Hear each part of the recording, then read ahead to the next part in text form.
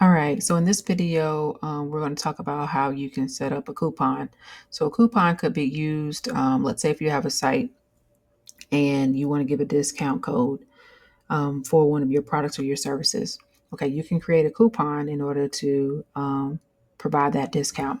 So let's go to payments. It's on the menu on the left, and then we're going to go to coupons at the top. Okay, so we can go ahead and click on create coupon. There'll be the upper right hand corner, and then we'll give our coupon a name. So let's say if it's, let's see, oops, 20% off.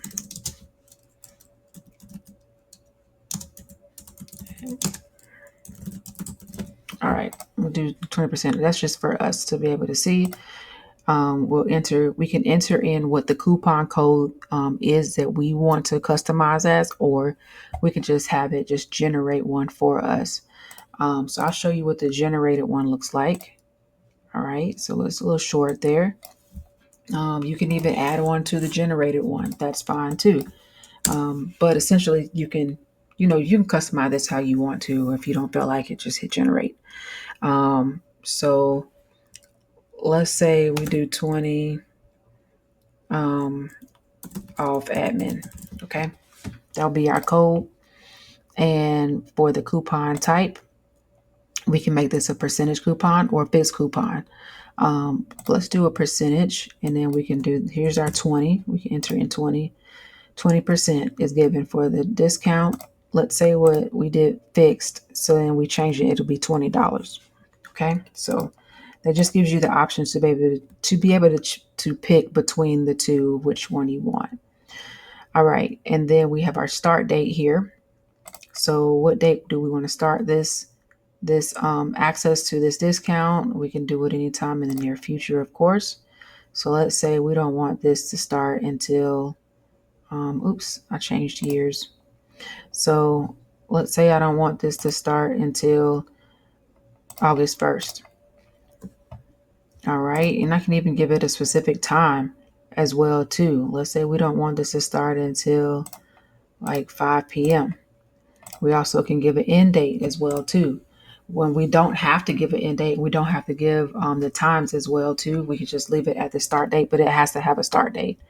But you can have this going on, or you could just have the end date of when it expires. All right.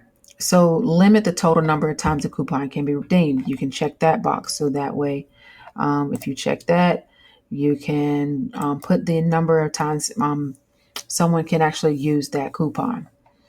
All right, if I click on limit this coupon to selected products and offers, then the drop down box will appear if we click on the checkbox, and then you can click which service of yours or product of yours that you want to actually apply this coupon to, and it'll only apply to that one. So let's say if I did that, and I can also do multiple here, so that way you can see that as well too. All right. Limit to one use per customer. All right. We can check that box, and then also apply to reoccurring and future payments based on the duration of or forever if applicable. So let's say if you have a subscription and you want the coupon to be applied for the subscription. Okay, so how long do you want it to apply for that subscription? Do you want it to have it forever, or do you want multiple months? If we do forever, that's ongoing, of course. And then multiple months, you can pick how many months that coupon or discount can be applied to.